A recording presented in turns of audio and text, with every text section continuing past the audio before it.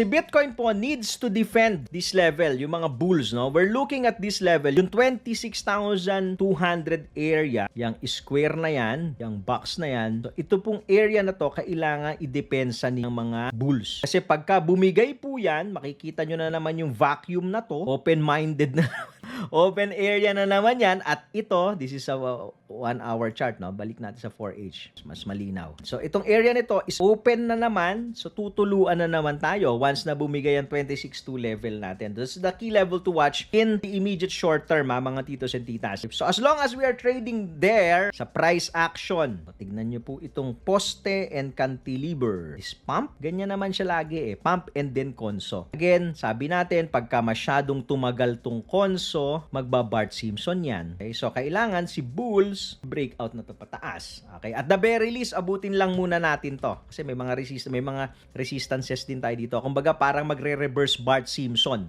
Pero kailangan niyang gawin ASAP.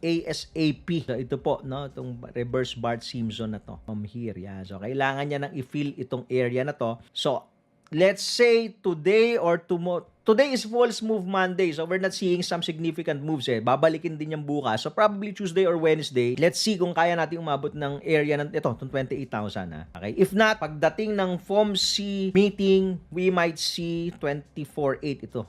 Okay, nasa gitna, oh. Nasa gitna tayo. Kaya crucial yung break, crucial po itong box na to. Watch out for this box. Kung saan magbabasag, taas ba or baba. Kaya tayo, mga tipay-natics, tipay-tipay lang. Yan lang tayo. Huling signal sa atin ni Tipay, sa Bitcoin is short. Yan. Tito Moves yan. Follow and like for more updates.